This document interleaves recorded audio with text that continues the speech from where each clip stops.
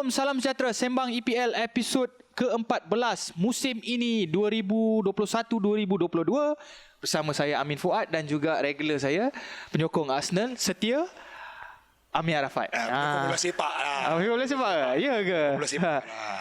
Perlawanan EPL yang banyak dibatalkan disebabkan varian Omicron. Nak sebut COVID-19.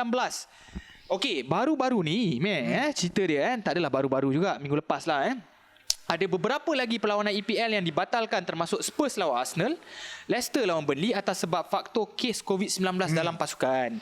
Tanya engkau dululah, adakah kelab-kelab sekarang ni ambil peluang dan kelebihan ini untuk batalkan perlawanan? Ambil peluang tu mungkin tipulah tim, tak ada tim yang bukan ambil kesempatan, tapi kalau diorang rasa they meet the requirement, tipulah tak ada tim yang akan jaga diri dia sendiri. At this point lah, aku rasa not bukan bercakap untuk on behalf of Arsenal saja. Aku rasa sebab Arsenal pun dah prove dalam first game lawan Brentford pun kau tak kenal pun the first 11. I mean unrecognizable punya first 11. They try to play walaupun ada few COVID punya case. You ada juga tim lain yang macam Liverpool sendiri yang kau ada list players of under 23s yang maybe tak ada experience but you meet the 13 plus 1.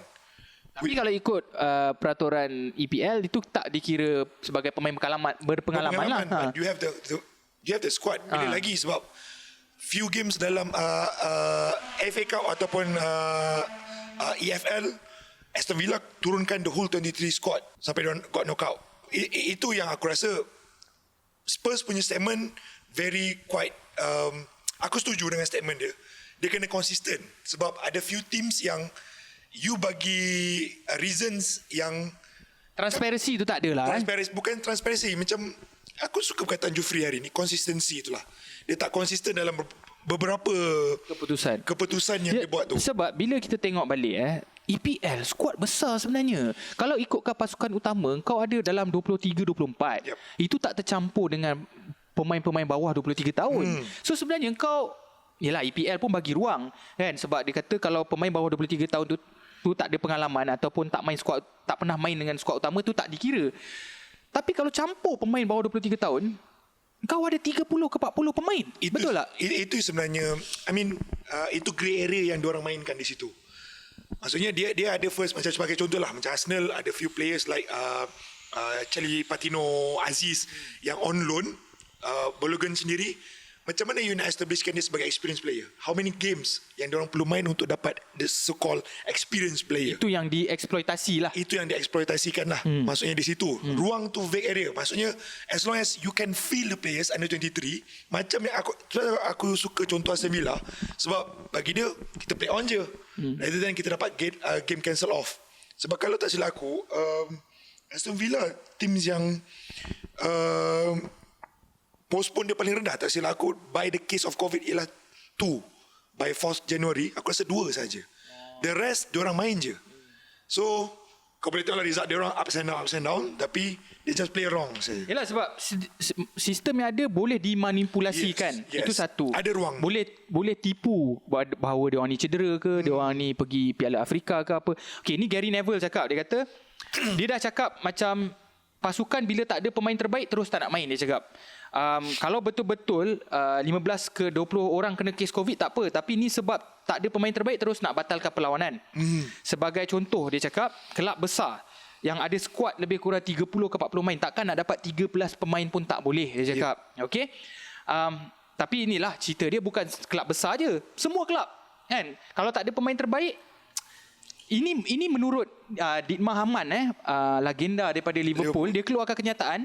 Dia kata inilah peluang sebenarnya, dia cakap, pemain-pemain muda ni untuk step up, untuk naik bawah 23 tahun ni untuk bermain, dia cakap. Dia kata kenapa kau ada sampai 30 ke 40 pemain, tapi bila pemain utama tak ada je, kau terus tak nak main. Kita faham dia punya risiko di EPL ni tinggi sebenarnya. Bila kau bagi kalah satu perlawanan tu ibarat macam teruk lah kan. Dia especially dengan tim yang dekat relegation battle.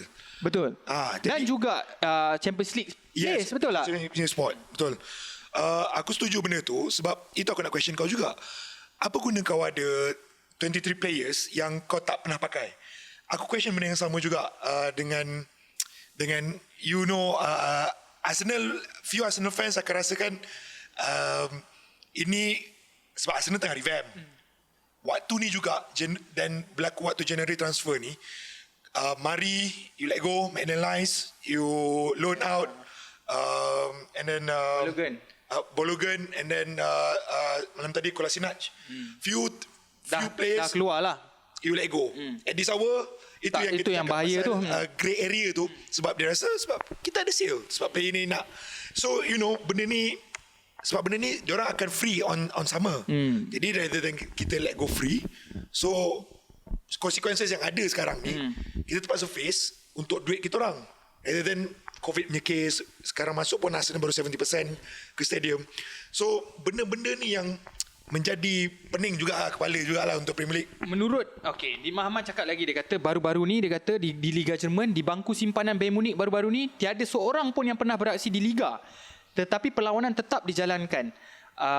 Dia kata apa guna pemain-pemain muda, dia tak di kelab EPL kumpul banyak pemain muda tapi tak percaya pada mereka. Ini menurut Dima Ahmad lah. Carragher juga cakap, dia kata Bayern menyenaraikan pemain 16 tahun baru-baru ni kerana terpaksa, tapi kenapa kelab EPL tak boleh, dia cakap macam tu lah. Ni pasal Arsenal pula lah meh. Ada orang kata Arsenal, kalau cerita pasal Arsenal je jadi mesti ada orang lain tak puas hati.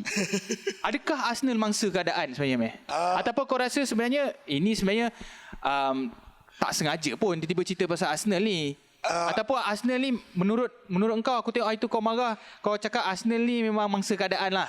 Ke macam mana? Sebab statement daripada Gary sendiri pun, sebab statement tu kalau dia keluar sebulan awal, waktu tu Man U pun ada 2-3 game cancel, aku rasa it's okay. Jadi statement tu tak konsisten. Dia keluar after a month waktu Arsenal punya konsisten, waktu Arsenal punya game yang aku rasa Arsenal went through a few big games without key players, without COVID punya case. Hari tu lawan kalah dengan Middlesbrough, Arsenal aku tak tahu dia ada masalah yang COVID. Lawan Norwich, dia orang ada masalah dekat right back, yang 4 right back kena COVID. So the issue tu tak berapa, statement tu keluar tak kena pada masanya lah pada aku. So Gary Neville hypocrite lah ni. Not being hypocrite, tapi you kena konsisten lah dengan statement you. Kalau you keluar awal, mungkin you tak nampak bias benda tu. Tapi mungkin time tu dia ingat, ni aku bagi andaian je lah. Mungkin time tu dia ingat, baru berapa game cancel, tapi ni dah terlampau banyak. Terkena pula Arsenal. Exactly. Tapi kalau nak kata Arsenal macam mangsa, tak juga. Arsenal start the game dengan Brentford dengan aku rasa 5 to 6 players COVID. So kita just went through. Cuma throughout the transfer window tu, dengan AFCON lagi, dengan injuries and dengan COVID punya case 2-3 orang, aku rasa bukan mangsa keadaan, tapi we were used to it lah. Arsenal dah biasa lah. Orang kata jadi mangsa eksperimen tu mungkin benda yang biasa lah untuk Arsenal. So EPL tak suka Arsenal lah. Aku rasa tu bukan EPL tapi Mike Riley lah. Berdendam. Jurulatih Chelsea Thomas Tuchel juga menyuarakan pendapat. Aku rasa Chelsea pun antara pasukan yang rendah, yang kes yang banyak tak banyak batal lah perlawanan. Beliau berkata Chelsea bertungkus lumus untuk bermain dan tidak batalkan perlawanan sebab kita tak sepatutnya batalkan perlawanan, kata dia. Saya harap pasukan lain juga tidak salah guna peraturan sedia ada dan semua pasukan ikut peraturan yang ditetapkan, kerana jika tidak saya akan berasa sangat marah, dia cakap. Setuju dengan Tuchel? Aku setuju dengan Tuchel sebab samalah, aku rasa statement dia dengan Conte sama, because they dah prepare themselves untuk the match, the expectation semua. And satu lagi, macam kenapa Conte marah pun, dia ada few games in hand and then diorang slip few points, still lagi slip few points. Momentum tu ganggu lah. And then the concern to the, kalau away game, to the fans lah. Macam Arsenal, diorang aku rasa less than 24 hours kot. Diorang postponekan game Spurs. Arsenal Spurs kot, less aku rasa 16 hours kot. 24 jam. Less than that lah. So aku rasa mungkin isu di situlah yang muncul.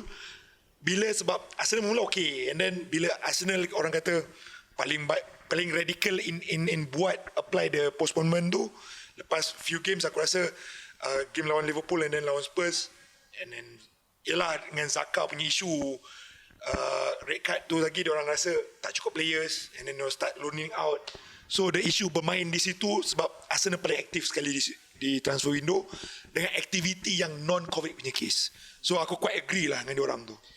Sebab masalah pasukan EPL ni sebenarnya, bila kita cakap pasal pemain muda tak bagus ke bagus ni, kelab EPL ni sebenarnya sebab dia orang banyak duit. Kalau pemain muda tak bagus ataupun dia tak nak pakai pemain muda, dia orang beli.